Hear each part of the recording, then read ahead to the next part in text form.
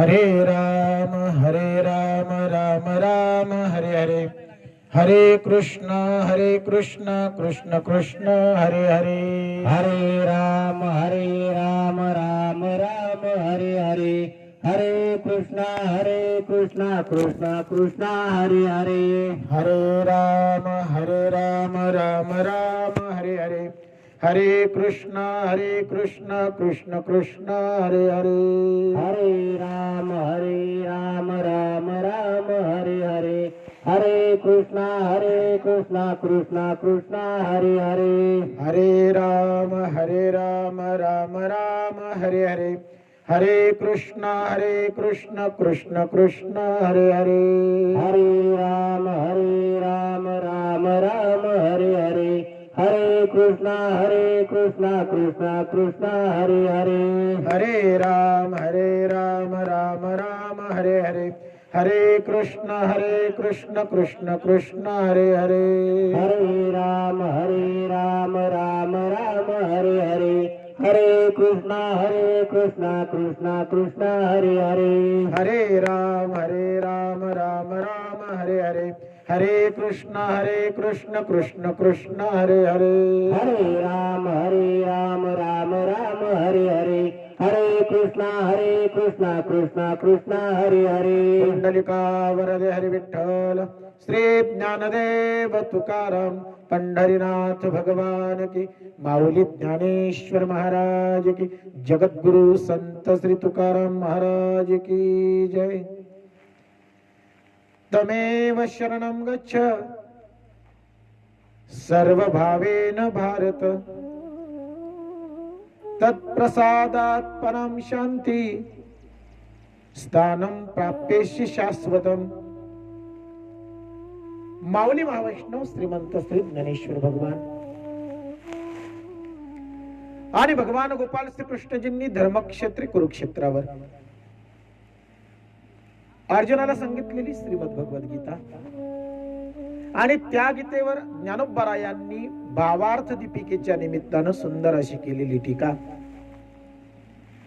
त्या ज्ञानेश्वरीतील किंबहुना श्रीमद भगवद गीतेतील 18वा अध्याय आणि 18व्या अध्यायामधील 62 नंबरचा श्लोक आजच्या या दुःखद प्रसंगी प्रवचन रूपी सेवेकरता निवडला. श्लोक अत्यंत महत्वाचा आणि तुमच्या माझ्या जीवनाशी निगडीत आहे. तसं बघितलं तर गीता तुमचं माझं जीवन सुधारते. जीवन जगावं कसं याचं व्यवस्थित मार्गदर्शन करते ती गीता.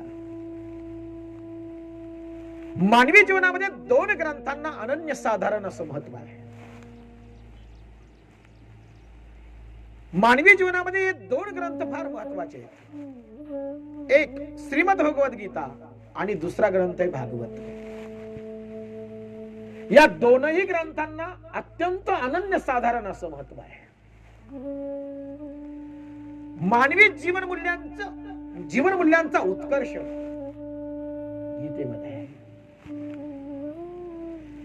जीवन कसं जगावं, व्यवस्थित जीवन कसं जगावं, आदर्शवत जीवन कसं जगावं, उच्चभृत जीवन कसं जगावं याचं व्यवस्थित मार्गदर्शन गीता करते. आणि मरावं कसं हे भागवत शिकवतं.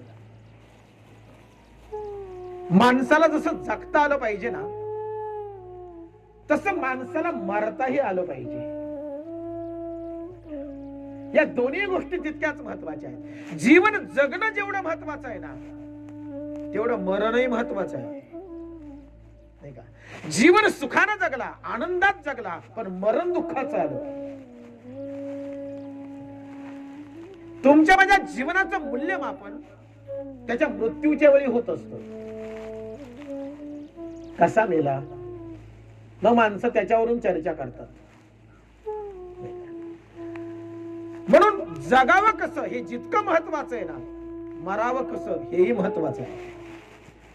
आणि म्हणून गीतेनं तुम्हाला जगायला शिकवावं आणि भागवतानं तुम्हाला मरायला शिकवावं. मरण सुद्धा सुखाचं हवं. कुणाला वाटतं दुःख यावं जीवनामध्ये? कुणालाच नाही. जीवन जगताना जीवन सुखाचं व्हावं याच्यासाठी तुमची माझी धडपड अविरत सुरू आहे.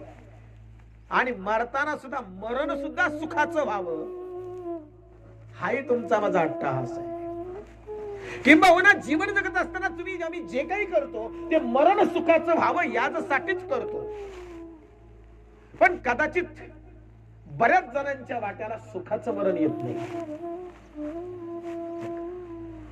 बऱ्याच जणांच्या वाट्याला सुखाचं मरण कुणाला बऱ्याच जणांना लाभलंच नाही. माणसं म्हणतील हा शब्दच आम्हाला पटत नाही हो. मरण आणि तेही सुखाचं.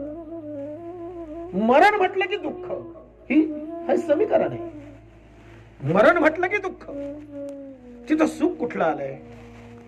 पण एक सांगू का, मरण सुद्धा सुखाचं होतं. जीवन जगत असताना तुमच्या माझ्या जीवनामध्ये जर आम्ही आदर्शवत जीवन जगले असू, जर आम्ही धर्म आणि नीतिमत्तेनं जीवन जगलो असू, जर आमच्या जीवनामध्ये जीवन जगण्याचा पश्चाताप नसेल ना, तर मरताना सुद्धा चेहऱ्यावर हसू असतं.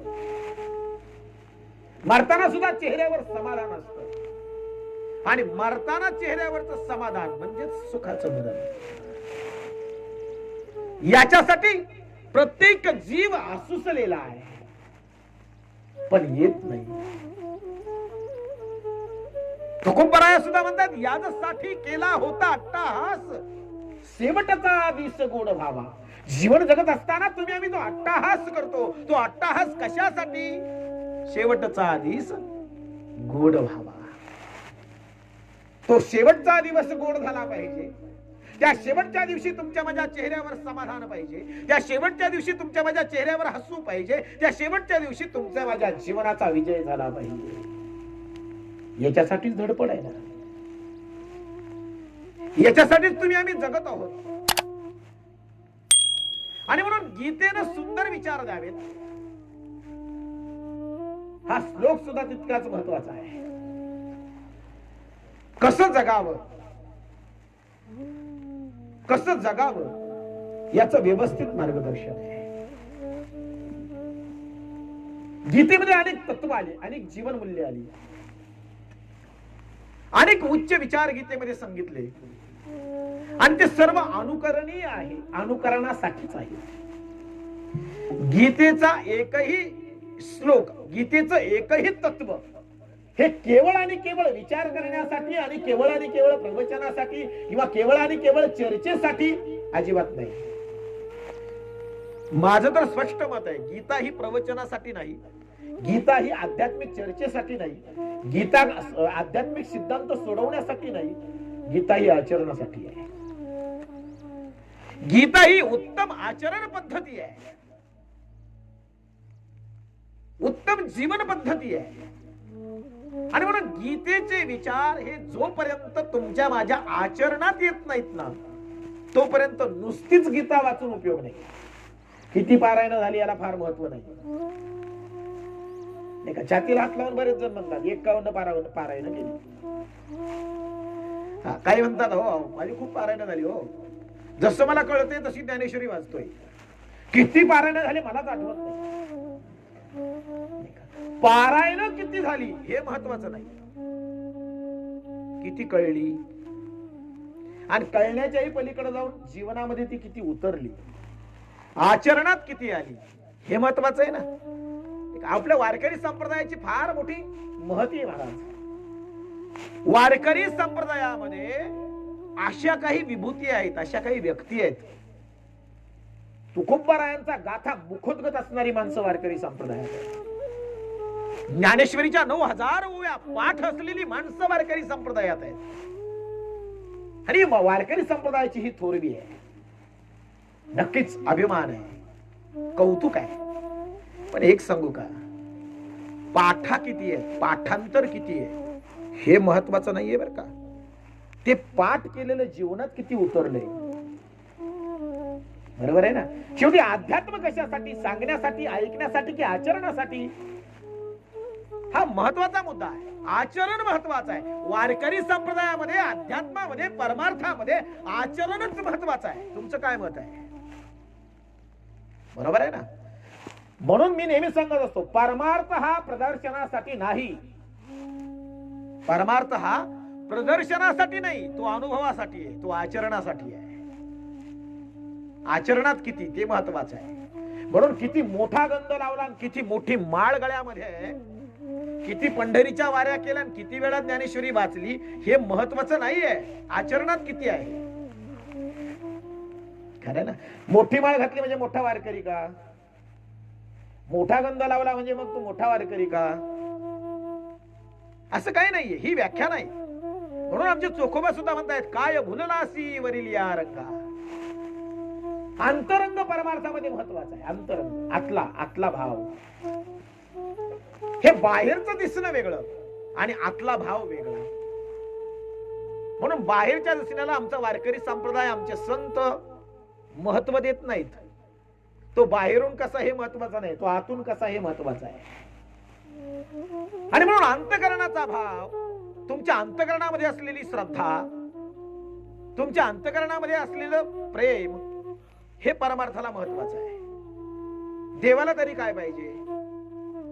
तुम्ही कसे दिसता याची देवाला काही घेणं देणं नाही. तुम्ही दिसताय कसं याचं काही घेणं घेणं नाही. तुम्ही आतून कसे आहात हे महत्वाचं आहे.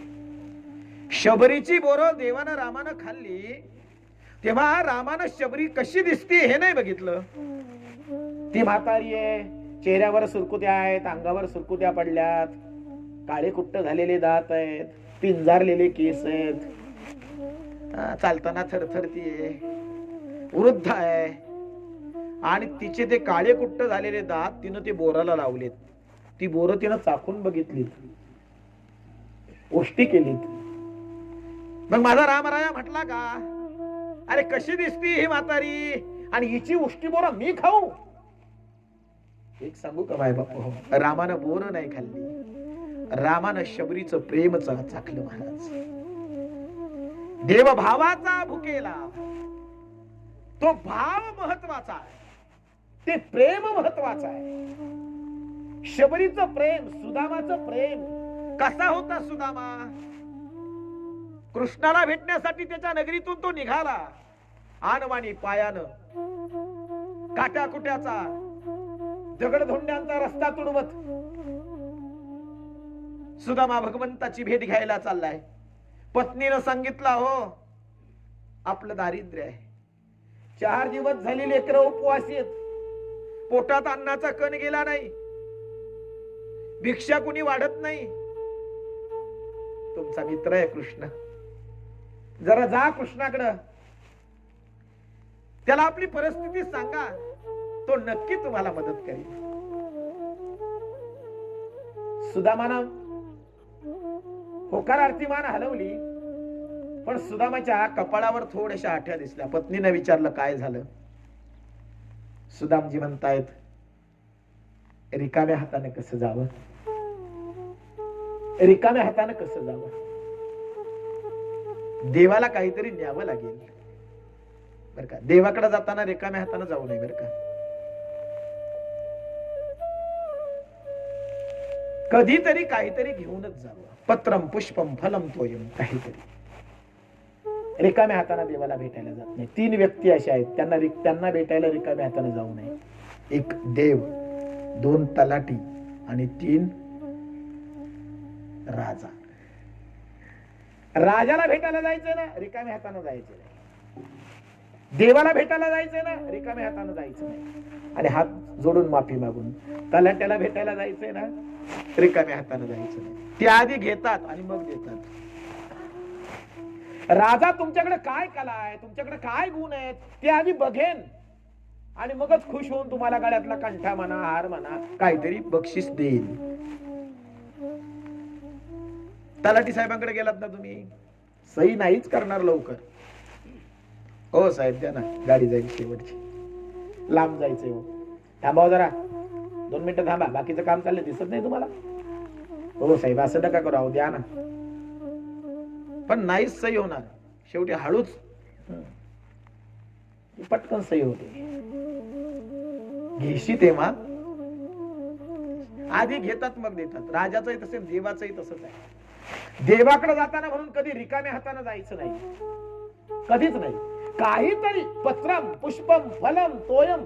तोयम म्हणजे पाणी, पान का होईना, फूल का होईना, फळ का होईना, पाणी का होईना, पण देवाला घेऊन जायचं. सुदामा म्हणाला जायचंय देवाला भेटायला, पण रिकाम्या हातानं कसं जाऊ? बघ जरा घरामध्ये काही आहे का? अहो म्हणाले 4 दिवस झाले लेकर उपवाशी, त्यांच्या पोटात दाना नाही, घरात काही शिजवायला नाही, 4 दिवस चूल पेटली नाही, कुठून काय असणार? अगं पण बघ तरी, तिनं मडक्यांची उतरंड उतरवली बर का. शेवटच्या तळाच्या मडक्यामध्ये काळे कुट्ट झालेले, खसरटानं खाल्लेले, जाळं लागलेले पोहे, ज्याची दुर्गंध सुटली होती, ती पोहे एका मळक्या फडक्यामध्ये, कितीतरी जीर्ण फडकं असेल ते कापड, त्या मळक्या फडक्यामध्ये ते पोहे बांधले, ती पुरचुंडी बांधली, सुदामाकडे दिली, घ्या एवढं देवाला द्या. सुदामाने ती आपल्या पंचाला खोचली आणि सुदामा निघाला. अविरत नामस्मरण करत द्वारकेकडे निघाला. अविरत नामस्मरण. पोटामध्ये भूक आहे, सुदामाही उपवासी, मुलंच जेवली नाही तर बाप कसा जेवेल? पोटामध्ये भूक आहे, अनवाणी पायानं सुदामा काट्या कुट्याचा दगड धोंड्याचा रस्ता तुडवत चाललाय, पण मुखानं नामस्मरण आहे. ही फार महत्वाची गोष्ट आहे. कोणत्याही परिस्थितीत भगवंताला न विसरणे याला म्हणतात परमार्थ. मुद्दा लक्षात घ्या बर का. गरज पडली की देवाची आठवण होणे याला परमार्थ म्हणत नाही. दीप आमोशाला तडातड तोडलं आणि दुसऱ्या दिवशी तोच भला मोठा गंध लावून महादेवाच्या मंदिरात दर्शनाला गेला. आता श्रावण महिन्यात गंध लावूनच फिरतील, एकही देव सोडणार नाही. हिंदू धर्माची फार मोठी अवस्था कठीण आहे. आम्हाला गरजेपुरती देवाची गरज आहे, गरजेपुरती. आम्हाला दुःख आले की देव आठवतो, खरं आहे ना. दुःखात आम्हाला देवाची आठवण आहे, सुख आलं की आम्ही देवाला विसरतो. आणि हा स्वभाव आहे माणसाचा, हा स्वभाव आहे. कोणत्याही परिस्थितीमध्ये भगवंताचं स्मरण, कोणत्याही परिस्थितीमध्ये भगवंताचं नामस्मरण हाच परमार्थ आहे. परिस्थिती कोणतीही असू द्या, सुखाची असो अथवा दुःखाची असो, नामस्मरण सुटता कामा नये. कामामध्ये काम, काही म्हणा राम राम, राम सुटता कामा नये, नामस्मरण बाजूला होता कामा नये. भगवंतावरचं प्रेम, भगवंतावरची श्रद्धा दोलायमान होता कामा नये. ती स्थिरच असली पाहिजे, परिस्थिती कोणतीही असली तरी. आमच्या संतांचं तसंच आहे. सुख आलं तरी भगवंताला चिकटूनच आहेत आणि दुःख आलं तरी भगवंताला चिकटूनच आहे. म्हणून ते संत आहेत. किती बिकट परिस्थिती आली ना तरी आमचे संत भगवंताला विसरले नाहीत किंवा कधी देवाकडे तक्रार सुद्धा केली नाही. तुकाराम महाराजांची मुलं 3 महिने दुसऱ्याच्या शेतावर पिकलेल्या, बांधावर पिकलेली उमरं खात होती. उमर 3 महिने तुकाराम महाराजांच्या घरातली चूल पेटली नाही. 3 महिने चुलीवर गवत उगवलं. आवलीच्या भावानं विचारलं, आवले, तुकाराम महाराजांची पत्नी आवली, तिच्या भावानं विचारलं, आवले, चुलीवर गवत उगवलंय ग, स्वयंपाक नाही होत का? आवली म्हणाले, दादा, घरात काही शिजवायला असेल तर चूल पेटवीन ना, घरात काहीच नाही रे. अगं पण घरात काहीच नाही याचा अर्थ असा नाही की मुलं उपवाशी ठेवायची. 3 महिने, कमीत कमी 2-3 महिने तरी तुझी चूल पेटली नसेल. करताय काय तुम्ही? खाताय काय? उपवाशी राहताय. आणि मला नाही वाटत 3 महिने कोणी उपवाशी राहील. काहीतरी खात असाल ना. तेव्हा आवलीनं सांगितलं, दादा तुझं बरोबर आहे, चुलीवर गवत उगवलं याचा अर्थ माझी चूल 2-2.5 महिने 3 महिने पेटली नाही, हे बरोबर आहे. पण खरं सांगू का दादा, खाल्ल्याशिवाय का कोणी जगत रे? मला तेच जाणून घ्यायचंय आवले, काय खातात तुम्ही? तेव्हा आवलीनं सांगितलं, दादा मन घट्ट करून ऐक.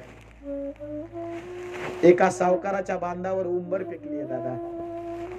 सकाळीच जाते पाठी घेऊन आणि त्या उमराखाली पडलेली त्या उमराची उमर घेऊन मी पाठीत घेऊन येते आणि माझ्या मुलांना खायला देते, माझ्या नवऱ्याला खायला देते. 3 महिने झाले दुसऱ्याच्या शेतात पिकलेली उमर खाऊन माझं कुटुंब जगतंय दादा. ही परिस्थिती तुकाराम महाराजांची.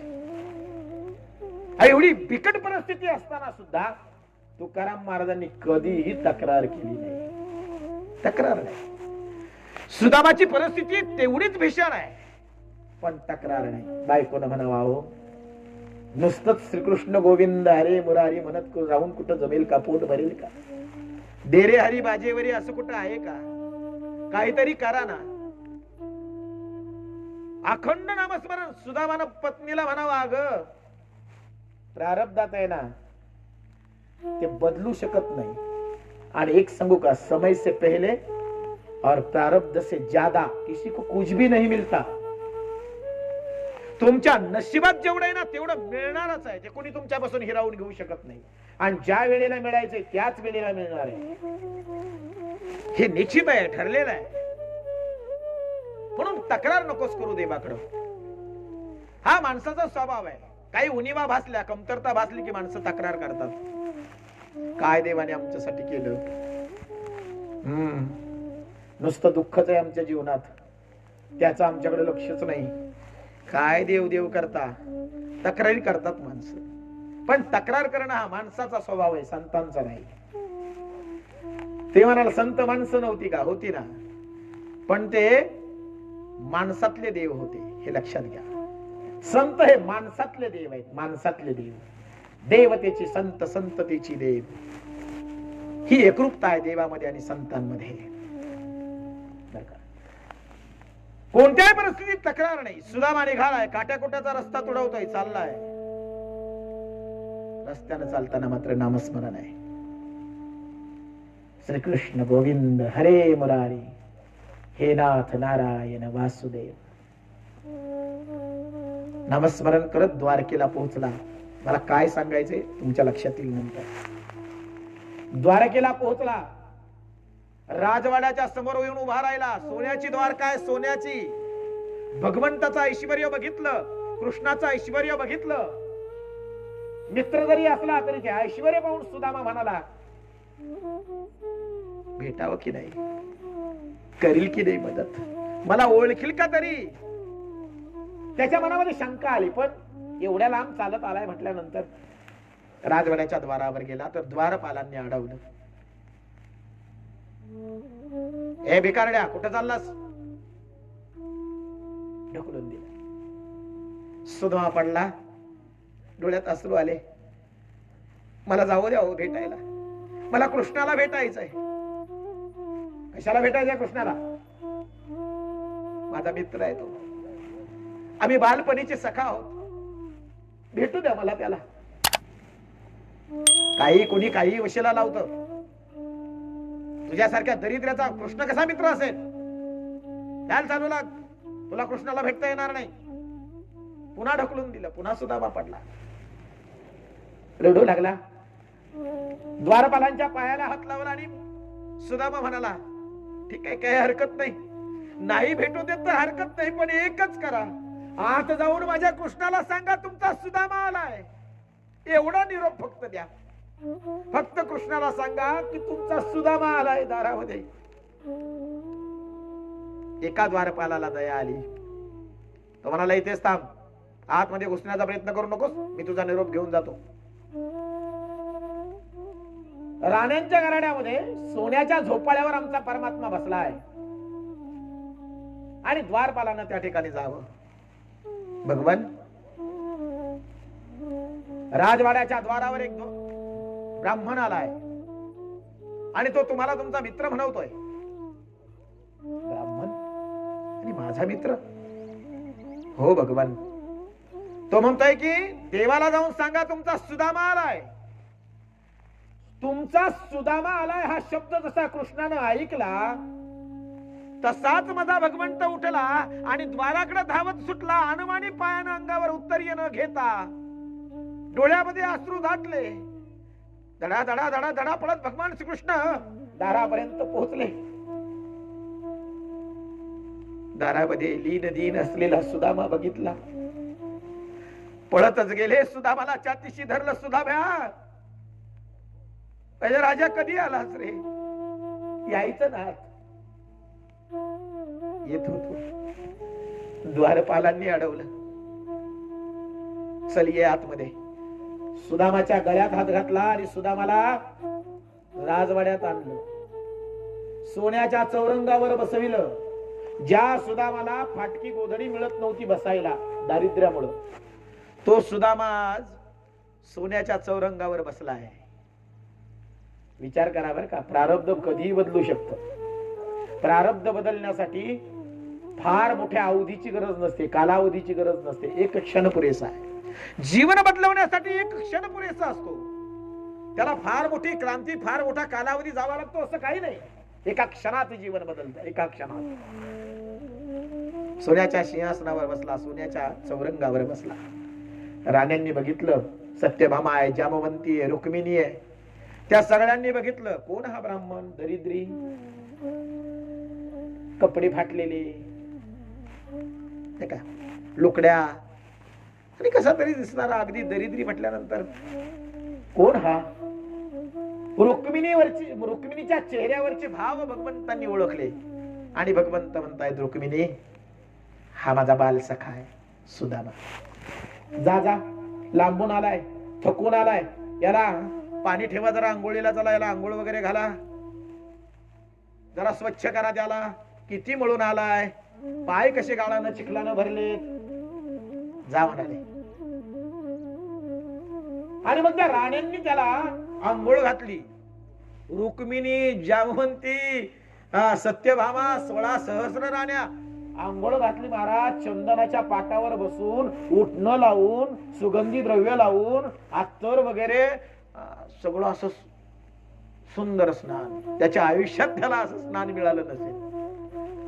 स्नान वगैरे झालं. भगवंतांनी नवीन कपडे दिले परिधान करण्यासाठी. सिंहासनावर बसवला आणि देव पायाजवळ बसला. हे भगवंताचं वैशिष्ट्य आहे.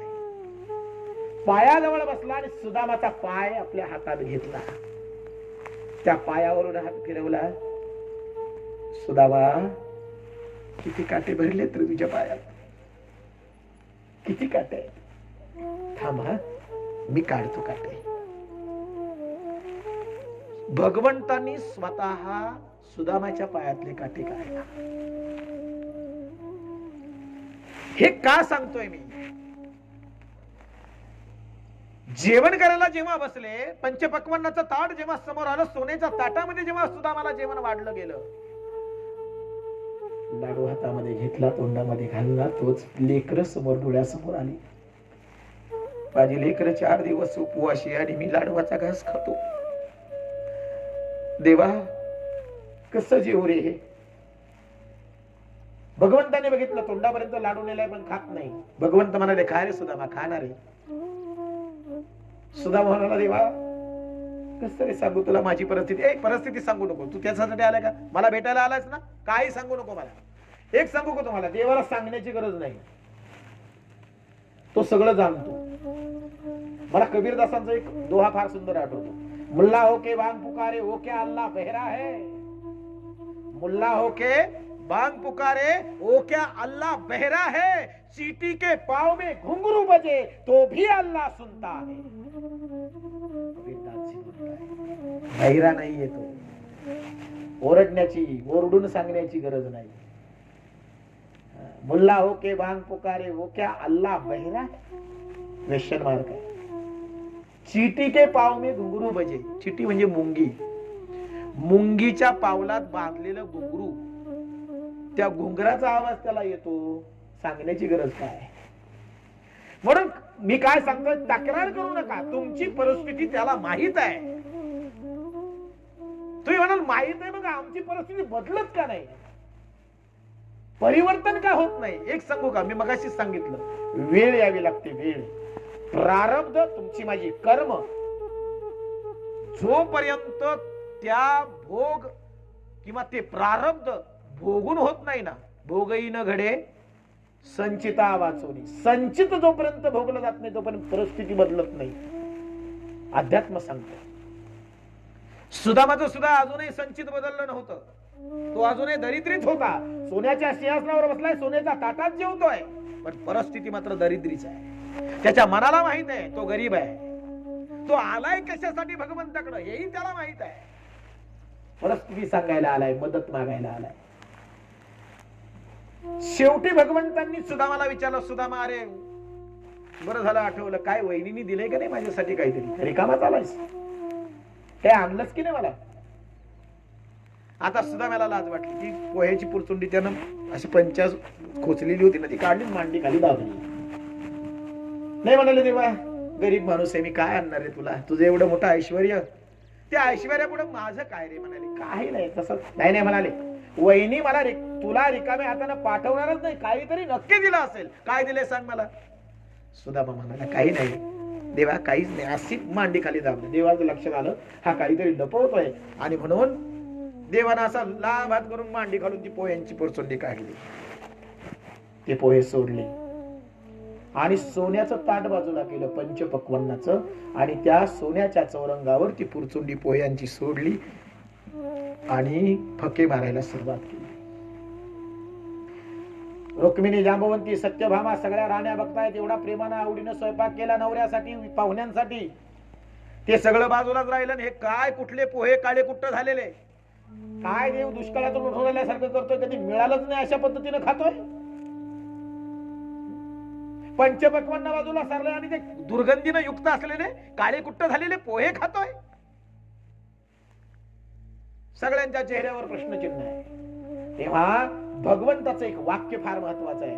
भगवंतांनी त्या राण्यांच्या चेहऱ्यावरचं हावभाव ओळखले आणि भगवंत त्यांना म्हणतायत, जांबवंती, रुक्मिणी, तुम्हाला वाटलं असेल पंचपक्वान्न बाजूला केलं पोहे खातोय, हे कसले पोहे आहेत. पण एक सांगू का, हे पोहे नाहीत, हे माझ्या सुदाम्याचं प्रेम आहे. आणि तुम्हाला सुदामा कळण्यासाठी कृष्ण व्हावं लागेल. तुम्हाला सुदामा कळण्यासाठी कृष्ण व्हावे लागेल. माझा सुदामा काय आहे, त्याचं प्रेम किती आहे माझ्यावर, हे कळण्यासाठी कृष्णच व्हावं लागतं. त्या ठिकाणी भगवंतांनी पोहे का चाकले. मग सुदाम्याचं दारिद्र्य बघितलं का, त्याची अवस्था बघितली का, नाही नाही, त्याचं प्रेम बघितलं. हे प्रेम फार महत्वाचं आहे. म्हणून जीवन जगत असताना अध्यात्मामध्ये भाव, प्रेम, श्रद्धा या गोष्टी फार महत्वाच्या आहे. यांच्याशिवाय परमार्थच नाही.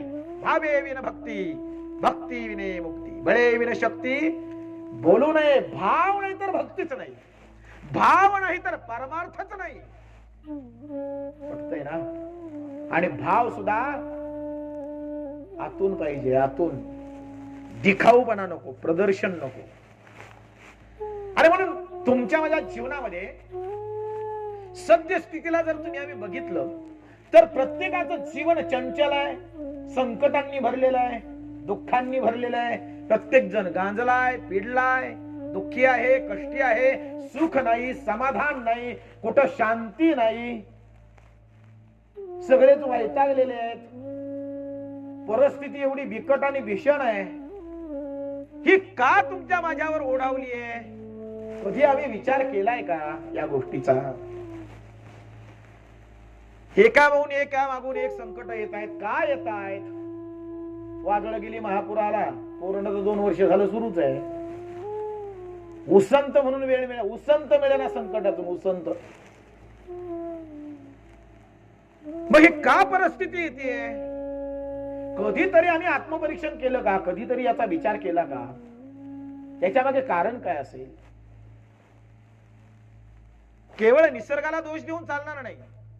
बरेच जण बरीच कारण देतात. काय म्हणाले ते ग्लोबल वॉर्मिंग झालं, तापमान वाढलं, अंटार्क्टिकामध्ये बर्फ वितळायला लागलं, हवामान बदललं, वातावरण बदललं, वगैरे वगैरे. काय कारण असतील ते असतील. प्रदूषण वाढलं. अहो पण प्रदूषण वाढलं ते वाढवलं कोणी? याला जबाबदार कोण? बर्फ वितळते का म्हणाले? पृथ्वीचं तापमान वाढते. अहो पृथ्वीचं तापमान वाढते, पण ते का वाढतंय? कुणामुळे वाढतंय? याला जबाबदार कोण? निसर्ग. जबाबदारी आमची आहे ना. आम्ही आमची जबाबदारी ओळखतोय का? हे जाऊ द्यावं सगळं. माणसाचं जीवनच वाळवंट होत चाललंय. माणसाचं जीवनच दुःखांनी भरलंय. का बरं? त्याचं कारण आहे, एक सांगू का? माणूस पण विसरला. एकच कारण आहे. माणसातलं माणूस पण हरवलं. तुमचं काय मत आहे?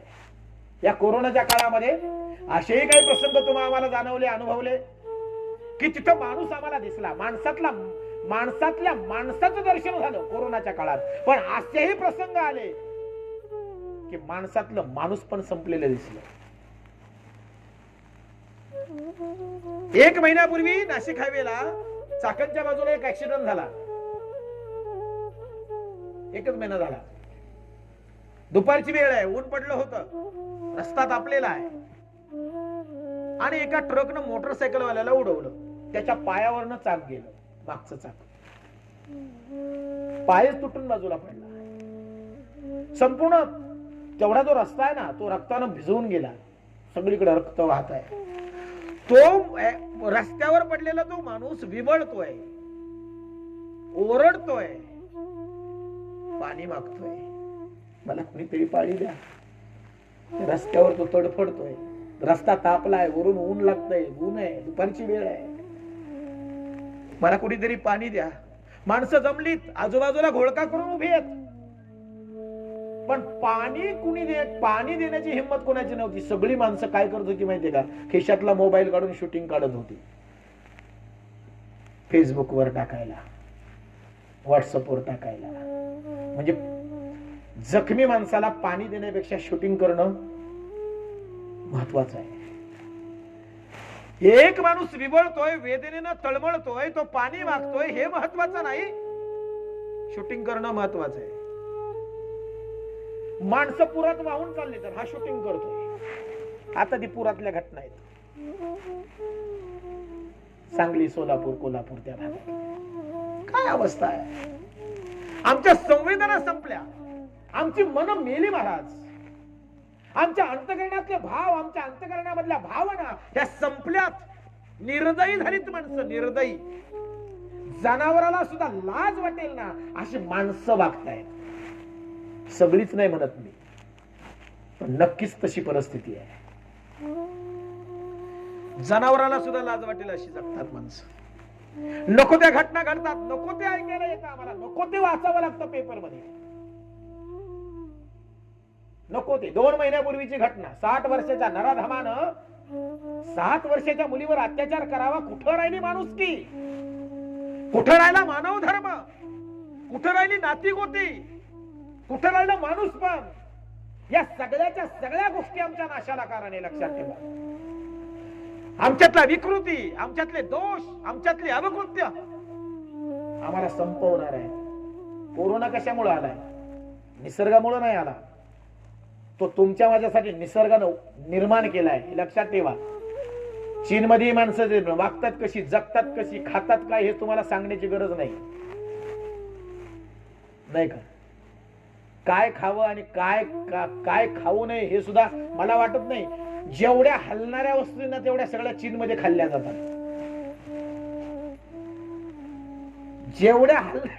जेवढ्या हलणाऱ्या वस्तू आहेत ना, हलणाऱ्या, काही तुमच्या डोक्यात येऊ द्या, ते सगळं चीनमध्ये खाल्लं जातं. मार्केटच्या मार्केट आहे. विंचू म्हणू नका, का साप म्हणू नका, का बेडक म्हणू नका, का झुरळ म्हणू नका, का उंदर, मांजर, कुत्रे सगळं खात्यात. काय खायचं सोडलंच नाही. मला खरं सांगा, माणूस शाकाहारी की मांसाहारी? नाही, निसर्गाने आम्हाला काय बनवलंय? शाकाहारी म्हणून बनवलंय की मांसाहारी म्हणून बनवलंय? याचं उत्तर तुम्ही शोधा. त्या वादात आपल्याला जायचं नाही. ते माणसं म्हणतील तुम्हाला काय घेणे, आम्ही काही खाऊ. पण आपण आपल्या मनाला विचारा, आपण आत्मपरीक्षण करा, शाकाहारी की मांसाहारी? मग आपल्याला निसर्गानं ज्या पद्धतीनं बनवलंय त्याच पद्धतीनं आपण जगलं पाहिजे. निसर्ग नियमांचं पालन जोपर्यंत होतंय ना, तोपर्यंत निसर्ग आपल्याला धक्काही लावू शकत नाही. पण जेव्हा निसर्गाच्या नियमांचं उल्लंघन होईल आणि माणूस जेव्हा निसर्गावर आक्रमण करेल ना, तेव्हा निसर्ग तुम्हा आम्हाला कधीच माफ करणार नाही, कधीच नाही. आणि निसर्गा पुढं तुम्ही आम्ही काहीही नाही, शून्य आहोत, शून्य आहोत, शून्य. काय तुमची माझी ताकद आहे? अमेरिका, फ्रान्स, इटली, इंग्लंड यासारखी बलाढ्य राष्ट्र डोळ्यांनी न दिसणाऱ्या विषाणू पुढं गुडघे टेकून बसली. डोळ्यांनी सुद्धा दिसत नाही कोरोना दिसतोय काय. पण अमेरिकेसारखं, फ्रान्स सारखं, इंग्लंड सारखं, इटली सारखं बलाढ्य राष्ट्र त्यांनी सुद्धा हार मानली, हार पत्करली, गुडघे टेकले त्यांनी. एवढी शक्तिशाली. काय चाललं माणसाचं? 2 वर्ष झाली तोंड बांधून हिंडतोय आम्ही. अजूनही तोंड सोडायला परवानगी नाही. तोंडच दाखवायला जागा नाही ठेवली निसर्गानं. कशाची परिणिती आहे ही? कशाचा परिणाम आहे हा? कुठंतरी भगवंतांनी आम्हाला या कोरोनाच्या रूपाने धडा शिकवला. सावध व्हा. अजूनही आत्मपरीक्षण करा. अजूनही जरा कुठंतरी आपलं आचरण, आपलं वर्तन सुधारा. एक लक्षात ठेवा, तुम्ही आम्ही जे बसलोय ना, ही आता ही लाट गेली दुसरी. किती भयानक लाट होती, तुम्ही आम्ही सर्वांनी अनुभवली. तुमच्या आमच्या डोळ्यासमोर ते प्रसंग आहेत. स्वतःच्याच पोरीचं प्रेत आपल्या खांद्यावर घेऊन 5-5 किलोमीटर चालणारा बाप आम्ही त्या कोरोनाच्या काळात बघितला. लेकराला हॉस्पिटलमध्ये जागा नाही म्हणून हॉस्पिटलच्या पायरीवर रात्र बसून आपल्या कोरोना झालेल्या मुलाला मांडीवर घेऊन थोपटताना आई आम्ही बघितली. स्मशानामध्ये जळण्यासाठी प्रेतांच्या रांगा आम्ही बघितल्या. अर्धवट जळालेली प्रेत कुत्र्यांनी तोडून आणली गावामध्ये. ही माणसाची अवस्था झाली. कुत्र्यांनी तोडले लचके, जळालेल्या प्रेतांचे लचके कुत्र्यांनी, ते अर्धवट जळालेले अवयव गावामध्ये आणले कुत्र्यांनी. कशी अवस्था झाली माणसाची. जीवन जगत असताना आम्ही स्वतःला किती श्रेष्ठ समजतो. अभिमान, अहंकार. कुठं राहिला आमचा अभिमान आणि कुठं राहिला आमचा अहंकार? कसला अभिमान करताय, कसला अहंकार धरताय? पैशाचा. अहो किती पैसा ओतला आमच्या डोळ्यासमोर आपण बघितलंय. लाखो रुपये दवाखान्यात घातलं तरी शेवटी कोरोनानं जे करायचं ते केलंच. पैसा वाचवत नाही, संपत्ती वाचवत नाही.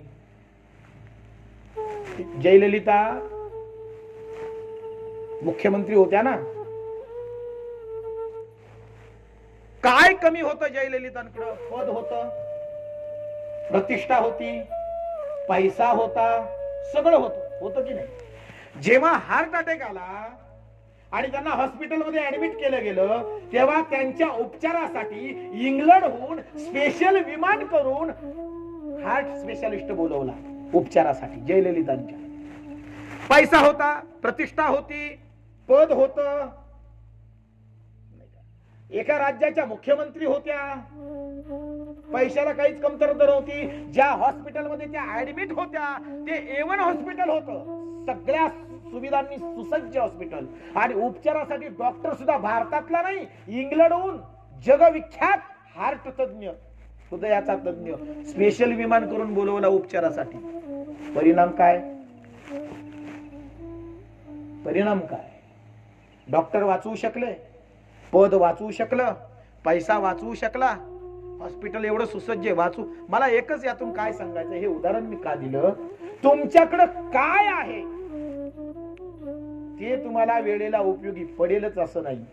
पण तुमच्याकडे नीतिमत्ता असेल, तुमच्याकडे सद्भाव असेल, जीवनामध्ये सत्कृत्य असतील, जीवनामध्ये तुम्ही काहीतरी चांगलं केलं असेल तर त्याची फलश्रुती तुम्हाला अशा वेळेस नक्की मिळते. आणि आमच्या गरीबातला गरीब माणूस साध्या क्वारंटाईन सेंटर मध्ये राहून 2 ते 3 दिवसात खणखणीत बरा होऊन घरी आला. काहीच नाही, पॅरासिटामॉल घेतल्या फक्त, आला ना घरी 4 दिवसात. आमचा गरीब माणूस ज्याच्याकडे 10 रुपये खर्च करण्यासाठी बिचाऱ्याकडे कष्ट केल्याशिवाय त्याला 10 रुपये मिळत नाही अशी परिस्थिती, 3 दिवस क्वारंटाईन झाला कोरोना सेंटर मध्ये साध्या, आणि 3 दिवसात बरा झाला. आणि ज्यांच्याकडे पैसे ते मोठमोठ्या हॉस्पिटल मध्ये गेले पण पैसा वाचू शकला नाही. 36 हजार रुपये घालून रेमडेसिवीर घेतले, 50 हजार दिले रेमडेसिवीरला. शेवटी परिणाम काय? सांगायचं तात्पर्य एक आहे की कुठं आम्ही अहंकाराने अभिमान करतो, कोणत्या गोष्टीचा अभिमान करतो, आम्ही काय मिळवलंय, आणि जे मिळवलंय ते आमच्या मालकीचं आहे का? जे मिळवलंय ते आमचं आहे का? आमची सत्ता आहे का? या प्रश्न कधी आपण पाहिलेत, कधी विचारलेत? एक सांगू का, आपली सत्ता कुठंच नाही. आपण शून्य आहोत, शून्य. शून्य शून्य दिसतोय खरे पण किंमत नाही. शून्य दिसतो पण किंमत काय शून्याची? शून्याची किंमत शून्यच ना, काहीच नाही. तसं तुम्ही आम्ही शून्य आहोत या विश्वामध्ये, लक्षात ठेवा. पण माणसं अहंकारामध्ये, अभिमानामध्ये दुष्कृत्य करतात, मानवता सोडून वागतात, धर्म सोडून वागतात, नीतिमत्ता सोडून वागतात, हीनतेची वागणूक देतात आणि हीनतेचं दर्शन घडवतात आपल्या जीवनामध्ये. मग मला सांगा, मरण सुखाचं कसं होईल? का मरण सुखाचं व्हायला सुद्धा चेहऱ्यावर समाधान असायला सुद्धा जीवनामध्ये सत्कृत्य असावी.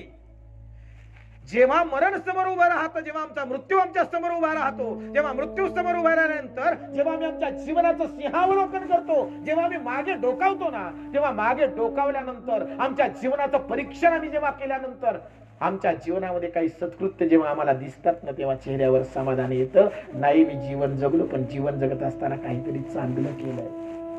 हे चांगलं केलंय हे मरणाच्या वेळेस आठवण्यासाठी आता आम्ही सावध होणं गरजेचं आहे. आणि म्हणून कबीरदासाचा दोहा मी नेहमी सांगत असतो. कबीरदास म्हणतायत, कबीरा जब हम पैदा हुए जग हसे हम रोए.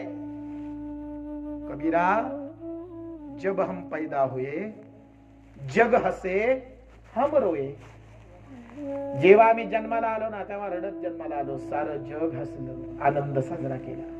मुलगा झाला पेढी घ्या, मुलगा झाला पेढी घ्या. साऱ्या जगानं आनंद साजरा केला. जन्माला आला तो रडत जन्माला आला. ठीक आहे म्हणाले, काही हरकत नाही. निसर्ग नियम आहे, प्रत्येक जण रडतच येतो. जन्माला येताना प्रत्येक जण रडतच जन्माला येतो, बरोबर आहे. ठीक आहे. कबीरदास म्हणतात, ठीक आहे, निसर्ग नियम आहे. कबीरा जब हम पैदा हुए जग हसे हम रोए. पण त्याच्यानंतर काय करा? ऐसी करनी कर चलो हम हसे जग रोए. पण जीवन जगत असताना असं जीवन जगा, जीवन जगत असताना असं जीवन जगा की मरताना तुमच्या माझ्या चेहऱ्यावर हसू पाहिजे आणि जगाच्या डोळ्यात पाणी पाहिजे. जगाच्या डोळ्यात आलेलं पाणी हीच खरी तुमची श्रीमंती आहे, हीच तुमची खरी कमाई आहे. ते कमवायचं आम्ही विसरलो. दुसऱ्याच्या डोळ्यात आमच्या विषयी आलेले अश्रू, आमच्या मरणावर दुसऱ्याच्या डोळ्यातून पडलेले अश्रू, ही आपली खरी कमाई आहे. लक्षात ठेवा. मरणाच्या वेळी आपल्या आजूबाजूला किती माणसं जमली, ती कमावलेली माणसं, ही आपली खरी संपत्ती आहे. आणि माणसं विनाकारण जमत नाहीत. अश्रू कुणाच्याही डोळ्यात विनाकारण येत नाहीत. त्याला वागणं आणि जगणं तसं असावं लागतं. जगण्याला काहीतरी अर्थ असावा लागतो. अर्थ प्राप्तीसाठी सगळेच जगतात, पण जीवनाला अर्थ मिळावा याच्यासाठी जगणारे कमी आहेत. जीवनाला काहीतरी अर्थ प्राप्त व्हावा याच्यासाठी जगणारे कमी आहेत. अर्थ प्राप्तीसाठी सगळेच जगतात. किती मिळू, किती मिळू, किती कमी. माय बापू, एक सांगू तुम्हाला, मरताना मेल्यानंतर तुमच्या माझ्या इस्टेटीची चर्चा फार होत नाही. काय कमवलं, किती बँकेत बॅलन्स आहे, किती गाड्या आहेत, किती मजली घर आहे, कुठं कुठं इस्टेट आहे, कुठं कुठं बंगले आहेत, याची चर्चा फार कमी होते. चर्चा कसली होती माहितीये का? जगला कसा. जिवंत असताना तो कसा जगला, कसा वागला, कसं आचरण केलं, कशी कर्म केली, कोणत्या विचारांमध्ये तो जगला, याच्यावर चर्चा होते. लक्षात ठेवा. म्हणून तुमचं माझी कर्म, तुमचे माझं जीवन, तुमचे माझे विचार, हेच आपलं आयुष्य आहे, तेच आपलं जीवन आहे आणि तेच आपलं मूल्यमापन आहे. हे लक्षात ठेवा. तुमची माझी कर्म हेच आपलं मूल्यमापन आहे. शेवटी तिथं तेच गणित मांडलं जातं शेवटी. आणि म्हणून जीवन जगत असताना कसं जगावं हे आपण ठरवायचं आहे. आपण माणूस आहोत. भगवंताने आपल्याला सत्सद विवेक बुद्धी दिली आहे. भगवंताने आपल्याला विवेक दिला आहे. आपल्याला कळतं योग्य अयोग्य, चांगलं वाईट समजतं आपल्याला. मग समजतं तरी आपल्याला उमगत नाही. हात घोळ आहे. कळतं पण वळत नाही. कळतं पण प्रत्येकाला कळतं. दारू वाईट की चांगली, ते दारुड सुद्धा म्हणतं, पेल्यावर म्हणतं वाईट आहे रे, म्हणला लागली सवय आता काय. यालाही कळतं वाईट आहे, पण पितच ना. वाईट ते वाईटच असतं. चांगला माणूस सुद्धा वाईटाला वाईटच म्हणतो आणि वाईट माणूस सुद्धा वाईट गोष्टीला वाईटच म्हणतो. चांगलं चोरी करणं चांगलं की वाईट? हा वाईटच आहे. वाईट माणूस सुद्धा चोरी करणं वाईटच, चोरही म्हणतो वाईटच आहे रे, पण आता विलाज नाही. धंदा आहे पर धंदा आहे, नाही का? काय करणार म्हणाले, पोट आहे त्याच्यावर. पण वाईट ते वाईटच, हे लक्षात घ्या. म्हणून जो विवेक आहे ना आमच्या जवळ, तो विवेक आम्ही नित्य जागृत ठेवला पाहिजे आणि त्या विवेकानं जीवन जगलं पाहिजे. आम्ही जाणीवपूर्वक आम्ही स्वतःला विचारून जीवन जगलं पाहिजे. कोणतीही कर्म करताना आम्ही स्वतःला विचारलं पाहिजे, अंतरंगामध्ये प्रश्न केला पाहिजे, मी करतोय ते योग्य करतोय का, माझं आचरण योग्य आहे का. आपण स्वतःला प्रश्न कधी करत नाही महाराज. आपली बोट कायम समोर समोर समोर, तो असं केलं त्यानं असं केलं, तो असा वागला तो असा वागला. समोरच्याचं मूल्यमापन करण्यापेक्षा आता आपण स्वतःचं मूल्यमापन करायला शिकलं पाहिजे. त्याचं जाऊ द्या, मी कसा वागतोय, मी कसा जगतोय, माझं आचरण कसं आहे, हे आपण स्वतःला कधीतरी विचारलं पाहिजे ना. आपण स्वतःकडे कधी बोट करत नाही, स्वतःला कधी प्रश्न विचारत नाही. म्हणून आपल्या मराठीमध्ये म्हण आहे, दुसऱ्याच्या डोळ्यातलं मुसळ दुसऱ्याच्या डोळ्यातलं कुसळ दिसतं, पण आपल्या डोळ्यातलं मुसळ दिसत नाही. समोर बोट करताना 4 बोट आपल्याकडे असतात, हे आपण विसरून जातो. समोरच्याकडे एकच दोष असतो, पण बाकीची बोट आपल्याकडे आहेत ना. म्हणून आपण आपले दोष पाहायचे विसरून जातो, समोरच्याचे दोष पाहत राहतो. हा मानवी स्वभाव आहे. पण कुठंतरी याला मुरड घालून आपण अंतरंगामध्ये डोकावलं पाहिजे, आपल्या स्वतःमध्ये डोकावलं पाहिजे, स्वतःला प्रश्न केले पाहिजे. मी करतोय ते योग्य आहे, मी जगतोय ते योग्य आहे, माझं आचरण योग्य आहे, मानवतेला धरू नये, माणुसकीला धरू नये, मी विचार करतोय तो योग्य करतोय का, हे प्रश्न आपण विचारले पाहिजे की नाही. जेव्हा माणूस स्वतःला प्रश्न करील ना, तेव्हा मला वाटतं माणूस पण पुन्हा जागा होईल, बरं का. जेव्हा आपण स्वतःला प्रश्न करू ना स्वतःला, तेव्हा आपल्यातला माणूस नक्की जागा होईल, नक्की जागा होईल. तो उत्तर देईल आतून तुम्हाला. वाईट असेल तर अजिबात करू नका, आतून उत्तर घ्या, आतून अंतरंगातून उत्तर मिळवा. आणि तुमचं अंतरंग तुम्हाला सांगते ना योग्य आहे कर, बिनधास्त. पण अंतरंग सांगते ना वाईट आहे, चुकीचं आहे, करू नकोस, त्या कृत्यापासून, त्या कार्यापासून, त्या कर्मापासून दूर व्हा. साधी साधी गणित आहे. मग संतांनी आम्हाला काय सांगितलं, गीतेनं आम्हाला काय सांगितलं. गीता आम्हाला स्पष्टपणे सांगते, एक कर, जीवन जगत असताना अहंभाव अहंकार सोडून दे आणि आता शरणागत भावानं जग. तुझ्या हातात काय, कोणती सत्ता आहे तुझ्या हातात. माणसं म्हणतात मी केलं, मी मिळवलं. आपण काही केलं नाही, आपण काही मिळवलं नाही, आपण काही निर्माण सुद्धा केलं नाही. ते म्हणाल मग घर कोणी बांधले, आमचं मीच बांधलं की. निर्माण केलं नाही म्हणजे घराची निर्मिती मीच केली अहो. पण घरासाठी लागणारी माती, घरासाठी लागणाऱ्या दगडी, घरासाठी लागणारं पाणी, हे तर आपण निर्माण केलं नाही. आजूबाजून कुठून तरी जमा केलं, मग घर उभं केलं. म्हणजे इथूनच घेतलं, इथंच उभं केलं. आपण स्वतः काय निर्माण केलं. आपण स्वतः निर्माण करू शकत नाही, नाही करू शकत. निर्मिती करणं हा आपल्या हातातल्या गोष्टी नाहीये. म्हणून एक लक्षात घ्या, जन्माला येणं, कुठं येणं, कोणत्या परिस्थितीत येणं, या गोष्टी, जन्म मृत्यू आपल्या हातातल्या गोष्टी नाहीत. आणि मधलं जीवन जगताना सुद्धा आपण साक्षी भावानच जगत असतो, एवढं लक्षात ठेवायचं. संत सांगताय, निमित्ताचा धनी केला असे प्राणी, निमित्त मात्र आहोत, निमित्त मात्र. घडणाऱ्या घटनांना तुम्ही आम्ही केवळ आणि केवळ निमित्त आहोत. अर्जुन सुद्धा म्हणायचा, मी दुर्योधन मारील, मी दुःशासन मारील, मी भीष्माचार्य मारील. भगवंत म्हणाले, तू नाही मारणार, तू फक्त निमित्त आहेस त्याला. तू नसला तरी हे मारणारच आहेत. अरे तू नाही बाण चालवले अर्जुना, म्हणून भीष्माचार्य मारायचे राहणार आहेत का. या जगात कोण असा आहे जो जन्माला आला मरणार नाही. मरणारच आहे ना. ज्याचं सर्जन झालं त्याचं विसर्जन निश्चित आहे.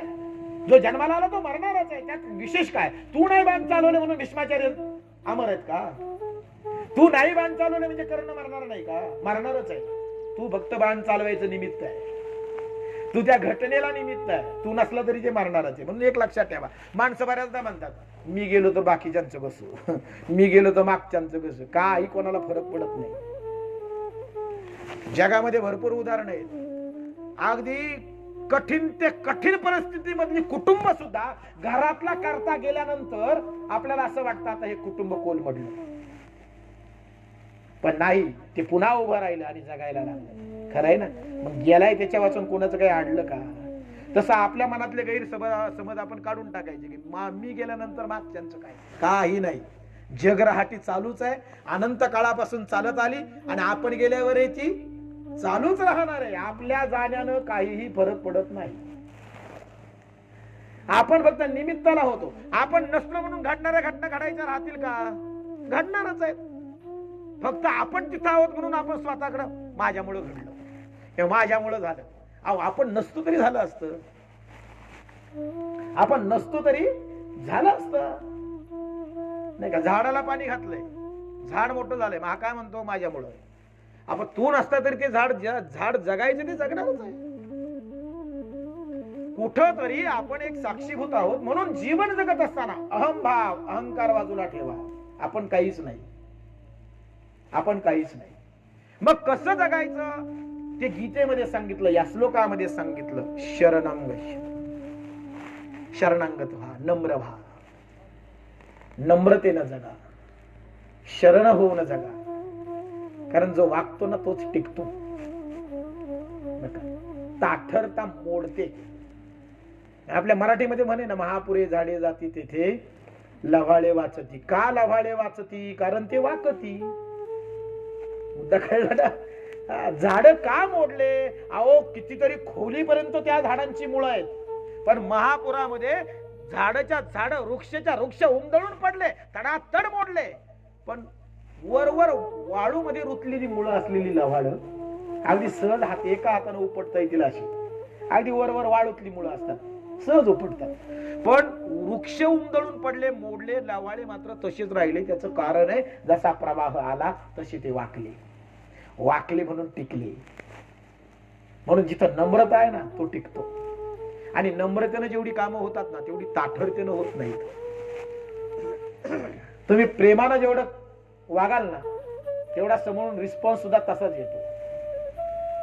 आणि आपण जर अहंकारी असू, ताठरतेनं वागत असू, तर समोरून येणारा सुद्धा रस्ता बदलून जातो. तो आला रे इकडून, चल, काय नको त्याचं तोंड बघायला. खरंय ना? पण वाकून असेल, नमस्कार असेल नाही, चांगला माणूस आहे बरं का. हो, कधीच राम राम घालायला चुकत नाही. काय हरकत काय म्हणतो नमस्कार करायला, राम राम घालायला. हा काय म्हणतो माहिती का? मी का राम राम करू? असे जरूर गेला काल तर मला राम राम घातलं नाही, मी का आज करू त्याला? ही आपली ताठरता आहे. आणि म्हणून वाकलं पाहिजे. आमचे संत म्हणतात, नम्र झाला भूता तेने कोण दिले अनंता. जो नम्र झाला तो भगवंताला प्राप्त करू शकतो. अहंकारी माणूस कधी भगवंतापर्यंत पोहोचू शकत नाही, आणि अहंकारी माणूस कधी परमार्थ करू शकत नाही. म्हणून आमच्या वारकरी संप्रदायामध्ये वाकायला शिकवलं. वाकलं पाहिजे. बघा ना तुम्ही, संप्रदायाची माणसं आहात इथं. वारकरी संप्रदायामध्ये पहिलं काय? पंढरीच्या लोका नाही अभिमान, पाया पडे जन एकमेका. पाया पडणं, वाकणं. जे जे भेटे भूत ते ते मानिजे भगवंत. हा भक्तियोग निश्चित जाण माझा. ही शिकवण आमच्या वारकरी संप्रदायाची. वाकलं पाहिजे. 90 वर्षांच्या बाबांच्या पायावर 7 वर्षाचा पोरगा वागतो, विशेष नाही. बाबांचं वय 90 आहे, जीवनाचा अनुभव आहे, वयस्कर आहेत, अनुभवानं श्रेष्ठ आहेत. त्या 90 वर्षांच्या बाबांच्या पायावर 7 वर्षाचं पोरग वागतं, नमस्कार करतं, विशेष नाही. पण जेव्हा 90 वर्षांचे बाबा 7 वर्षाच्या पोराच्या पायावर डोकं ठेवतात ना, तिथं माझा वारकरी संप्रदाय आहे, लक्षात घ्या. 7 वर्षाच्या पोराच्या पायावर सुद्धा डोकं ठेवलं पाहिजे. म्हणून 1400 वर्षाच्या चांगदेवानं सुद्धा 9 वर्षाच्या ज्ञानोबान पुढे लोटांगण घातलं, 7 वर्षाच्या मुक्ताई पुढे झुकले, वाकले. हा नमस्कार कशाला आहे? हा नमस्कार तुमच्यातल्या विचारांना आहे, हा नमस्कार तुमच्यातल्या जीवन मूल्यांना आहे, हा नमस्कार तुमच्यातल्या सत्कर्मांना आहे. ती सत्कर्म आम्ही कमावली पाहिजे. जीवनामध्ये ते विचार आम्ही अंगीकारले पाहिजेत. आणि इथून पुढे आम्हाला सावधतेनं जगावंच लागेल. आम्ही जर डोळे झाकून जगलो, आम्हाला काही होत नाही, आम्हाला काही फरक पडत नाही असं म्हणून जर आम्ही अहंकारामध्ये, आविर्भावामध्ये जगत राहिलो ना, तर मोडून पडायला वेळ लागणार नाही. हो, आणि म्हणून मानवजात धोक्यात आहे, एवढं लक्षात ठेवा. कोरोना आलाय, आता तो कोणता जुगा का जिगा, कोणता व्हायरस आलाय, तो आलाय, डेंग्यूची साथ आली, आता डेल्टा व्हायरस, त्याचे कुठं जळगाव इकडे ह्या भागामध्ये केसेस सापडायला लागल्या, पुण्याकडे सापडल्या, नाशिककडे सापडल्या, आता डेल्टाची परत आली, आता म्हणले 3री लाट येणार आहे. आता अशा किती लाटा येणार आणि किती जणांना नेणार एक लक्षात ठेवायचं. आतापर्यंत एवढ्या भीषण परिस्थितीतून, ज्या परिस्थितीमध्ये 20-20, 24-24 वर्षाचे तरणे बांड तरुण, डोंगरासारखे तरुण कोरोनानं आडवे केले ना, अशा परिस्थितीमध्ये आम्ही तगलो, जगलो, टिकलो आणि इथपर्यंत आम्ही आहोत. याच एकच लक्षात ठेवायचं, अजूनही आमच्यावर भगवंताची कृपा आहे, अजूनही आमच्यावर आशीर्वाद कोणाचे तरी आहेत. कदाचित आमची पूर्व पुण्याई आहे, संत कृपा आहे, भगवंताची कृपा आहे, गुरु कृपा आहे. कुठेतरी आम्ही आमच्या जीवनामध्ये सत्कर्म केली आहेत म्हणून भगवंताने आम्हाला जिवंत ठेवलंय. हे आम्ही विसरता कामा नये. आम्ही जिवंत आहोत हाच आमच्यातल्या चांगुलपणाचा पुरावा आहे आणि म्हणून तो चांगुलपणा आम्ही जपला पाहिजे, अविरत जपला पाहिजे, इथून पुढेही जीवन जगत असताना जपला पाहिजे. आणि म्हणून या ठिकाणी भगवंतांनी स्पष्ट सांगितलं, जीवन जगत असताना एकच करा, तमेव शरणं गच्छ सर्व भावेन भारत. शरण द्या, शरणांगतीनं जगा. मग कुणाला शरण जायचं? कुणाला शरण जायचं? शरण जायचे ती भगवंताला. मग भगवंत कोण? देव कोण? कर्कटेवर हात ठेवून उभा आहे तो. महादेवाच्या मंदिरामध्ये जे पिंड आहे त्याला शरण जायचं. नेमकं शरण कुणाला जायचं? कृष्णाला जायचं, रामाला जायचं, कुणाला जायचं? देवाला जायचं. मग देव म्हणजे काय? देव म्हणजे काय? ज्याच्या सत्तेनं तुमचं माझं शरीर चाललंय ना, तो देव. ज्याच्या सत्तेनं तुमचं माझं शरीर चाललंय ना, तो देव. चाले हे शरीर कोणाची या सत्ता, कोण बोलवी तू हरी. तुम्ही ऐकतात ना, ते ऐकणं ज्याच्या सत्तेनं घडतंय तो देव. मी पंढरपूरच्या मंदिराकडे बोट करत नाही, किंवा कुठं महादेवाच्या पिंडीकडे बोट करत नाही, किंवा एखाद्या देवीकडे बोट करत नाही. मी काय सांगतोय ते बाहेर काही नाही का. तुम्ही ज्याच्या सत्तेनं ऐकतात ना, तो देव. तुम्ही ज्याच्या सत्तेनं बघतात ना, तो देव. माझ्या कंठातून जो आवाज निघतोय तो ज्याच्या सत्तेनं निघतोय ना, तो देव. डॉक्टर होमी जहांगीर भाभा, भारतीय अणुशक्तीचे जनक, जेव्हा ते आपल्या कार्यालयाकडे निघायचे तेव्हा त्यांच्या घराच्या चौकटीच्या वर विष्णू नारायणाचा एक फोटो होता बरं का. आणि ते घरातून बाहेर पडताना त्या फोटोचं दर्शन घेऊन बाहेर पडायचे. एकदा त्यांच्याच ड्रायव्हरनं त्यांना विचारलं, तुम्ही एवढे मोठे शास्त्रज्ञ आहात, जगविख्यात आहात, डॉक्टर होमी जहांगीर बाबा माहित असतील तुम्हाला, एवढे जगविख्यात शास्त्रज्ञ आहात आणि तुम्ही देवाचं दर्शन घेता, तुम्ही देवाला मानता शास्त्रज्ञ असून? ते म्हणाले, मी देवाला नाही मानत, पण हे विश्व ज्याच्या सत्तेनं चाललंय त्या सत्तेला, त्या शक्तीला मानतो. एमडी डॉक्टर असू द्या हो, एमडी सर्जन आहे, थिएटर मध्ये, ऑपरेशन थिएटर मध्ये शरीर आहे, ऑपरेशन साठी नेलंय, बाहेर नातेवाईक उभे आहेत. डॉक्टर ऑपरेशन थिएटर मध्ये जाताना नातेवाईकांनी अडवलं, डॉक्टर साहेब काहीही करा पण आमचं पेशंट वाचलं पाहिजे, काहीही करा, कितीही पैसा लागू द्या, पण आमचं पेशंट वाचलंच पाहिजे, आमचं माणूस वाचलं पाहिजे. तेव्हा ते एमडी सर्जन, ते डॉक्टर काय म्हणतात माहितीये का? प्रयत्न करणं माझ्या हातात आहे, बाकी यश देणं न देणं. त्याने कुठंतरी वर हात केलाच ना, तोही पूर्ण जबाबदारी घेत नाही ना, तोही कुणावर तरी जबाबदारी टाकतो ना. मग त्या एमडी डॉक्टरनं जिकडे बोट केलं तो देव. तर मान्य, याला तर मानाल तुम्ही. म्हणून देव कोणता? कर्कटेवर हात ठेवून उभा आहे, ते फक्त त्याचं एक रूप आहे, अंश रूप आहे. पण जी सत्ता तुमच्या माझ्या अंतःकरणामध्ये, तुमच्या माझ्या शरीरामध्ये जे चैतन्य खेळतंय ना, ते चैतन्य म्हणजे देव. तो निघून जाऊ दे, ऐकणं थांबलं, बोलणं थांबलं, बघणं थांबलं. एक साधा प्रश्न करू का तुम्हाला? तुम्ही ऐकता कशाला? केव्हा संपवायचे मला सांगा बरं का. म्हणजे मला सांगा तसं, म्हणजे मी त्यावेळेस संपवेल. अजून सुरू आहे ना? प्रश्न करतो, तुम्ही ऐकता कशानं? उत्तर द्या पटकन. कानानं की डोळ्यानं? कानानं. तुम्ही बघता कशानं? डोळ्यानं. बरं, आता तुम्ही दिलेली उत्तर बरोबर की चूक? तुम्ही म्हणाल 100% बरोबर, पण तुमची उत्तर चुकली. कान ऐकत नाही आणि डोळे बघत नाही. कान ऐकत नाही आणि डोळे बघत नाही, फक्त ऐकण्याचं माध्यम कान आहे आणि बघण्याचं माध्यम डोळे आहेत. बघणारा कोणीतरी वेगळाच आहे आणि ऐकणारा कोणीतरी वेगळाच आहे. तुम्हाला उदाहरण देऊ का? रात्री सगळे कुटुंब जेवायला बसले, छान अशी लाईट लागली आहे आणि सगळे कुटुंब जेवण करते आणि अचानक लाईट गेली, अंधार गडप झाला. लाईट गेल्यानंतर हो थांबवतो, एक एवढं उदाहरण कंप्लीट करूया. लाईट गेल्यानंतर ती घरातली माय माऊली असते ना, ती म्हणजे थांबा, उठू नका कोणी, जागेवर बसून राहा, मी आता दिवा लावते, मी आता दिवा लावते. ती अंधारातच उठते. बघा बरं का, अनुभव असेल तुम्हाला. ती अंधारातच उठते, चुलीपर्यंत जाते, बरोबर माचीस घेते, माचीस मधली काडी काढते, माचीस ती काडी पेटवते आणि बरोबर दिवा पेटवते अंधारातच. दिसत होतं का डोळ्यांनी? पण दिवा बरोबर पेटवला की नाही? मग दाखवलं कोणी? दिसलं कशामुळं? डोळ्यांनी नव्हतं दिसत, अंधार होता, काहीच दिसत नाही, पण दिवा बरोबर लावला ना. मग कुणी दाखवलं? तो देव. कानात तुम्ही हेडफोन घातले ना तर आवाज कानात येत नाही, तो इकडं वर येतो. तुम्ही अनुभव घेतला असेल. दोन्ही कानामध्ये हेडफोन लावा, आवाज कुठं येतो? कानात येतो का? इकडं वर आल्यासारखं वाटतो आवाज कुठं.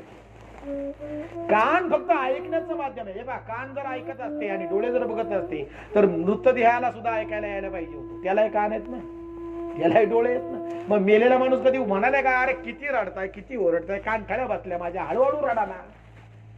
त्याला कान नाहीत का? आहेत, कान आहेत, पण कानांनी ऐकायला लावणारा नाहीये. डोळे आहेत पण बघायला लावणारा नाहीये. ज्याच्या सत्यानं तुम्ही आम्ही बघतो आणि ज्याच्या सत्यानं तुम्ही आम्ही ऐकतो ना, तो देव आहे आणि त्याला शरण जा. त्या शक्तीचे, तो सर्व शक्तिमान आहे.